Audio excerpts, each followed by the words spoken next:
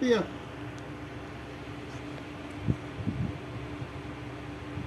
Natapos lang to, may kape na. Isog-basog yung ano dito. Okay.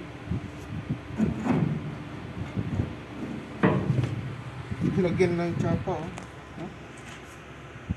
Guys, tingnan mo yung trabaho na po guys. Ito po si MacLods TV. Tingnan yung trabaho ko dito. Mahigit pa yung trabaho sa atin kasi kung gusto kang magpahinga, magpahinga ka dito, wala.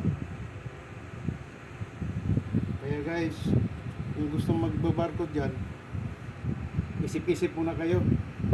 Kala nyo, masarap buhay dito. Sarap na buhay sa tingin ninyo, sa isip ninyo.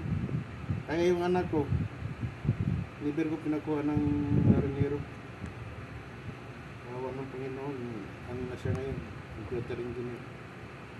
Ayan, pagsisiman. Noong araw, maganda po ngayon.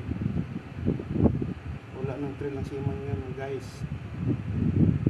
Dati, sa 1 week pa lang bago puntang lugar na pupuntahan nyo. Yung mga iniisip niya makalabas dito, wala.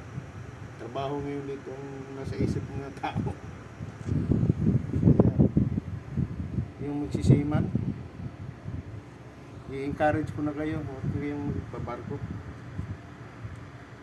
Kasi yung pinakita na ibang seaman, maganda ang pinakita nila, hindi yung reality.